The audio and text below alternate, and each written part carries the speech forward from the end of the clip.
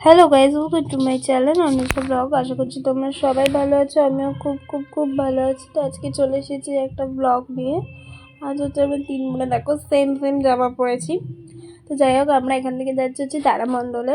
ওখানে একটা শো দেখতে যাচ্ছি। তো চলো আজকে তোমরা পুরো ব্লগটা দেখতে থাকো। কিন্তু শোয়ের টাইমিং আছে 3টে দিয়ে। আমরা ওখানে চলে গেছিলাম 2টো নাগাদ। তো তারপরে আমাদের প্রত্যেকজনে মানে মাথা পিছু হচ্ছে 140 টাকা করে শো দেখতে লেগেছিল। এই শোটা হচ্ছে কীভাবে সূর্য সৃষ্টি হয়েছে, কীভাবে পৃথিবীতে মানে কীভাবে পৃথিবীটা মেন এসেছে, এইসব টপিক নিয়ে এসেছে। বিভিন্ন স্কুল থেকেও এগুলো নিয়ে এসেছে স্টুডেন্টদের, এগুলো বোঝানোর জন্য। ভিতরটা কতটাই সুন্দর ছিল তোমরা দেখতেই পেলে।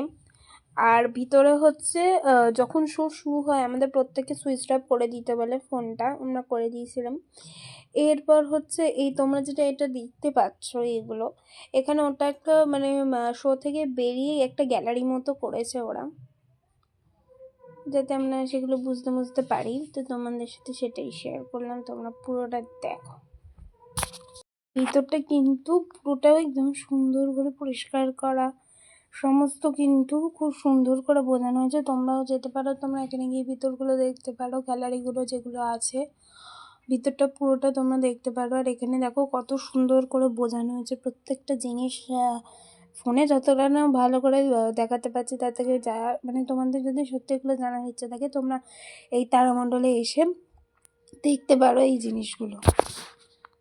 তারপর আমরা তারামণ্ডলকে টাটা করে আমরা চলে গেছিলাম পার্ক স্ট্রিটে। আমরা আজকে ঘুরতে বেরিয়েছিলাম 24শে ডিসেম্বর। যেহেতু আমরা আজকেরই পার্ক স্ট্রিটে চলে এসেছি, কারণ 25শে ডিসেম্বর পার্ক স্ট্রিটে পা রাখার জায়গা পাবো না।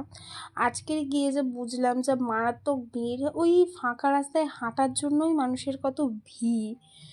মানে সবাই কি বলবো আর, ফটো তুলতেই ব্যস্ত। আমরা নিজেরাও তুলেছি, কিন্তু ভিড় বলার মতো নয়। মেট্রো স্টেশনে লোকে মারপিট করছে আজকের দিনে, ঠিক আছে, মানে 24 তারিখ।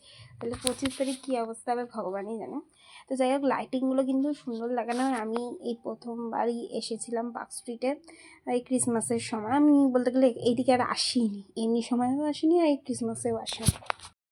পুরো রাস্তা জুড়েই কিন্তু লাইটিং করা ছিল, এখানে বিভিন্ন রকমের লাইটিং দেওয়া ছিল।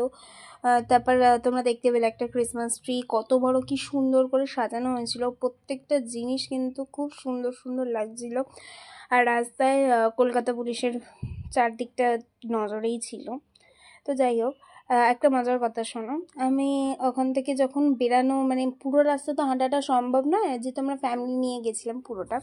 পুরো রাস্তায় আর হাঁটতে পারছিলাম না সকাল থেকে ঘুরে টুরে।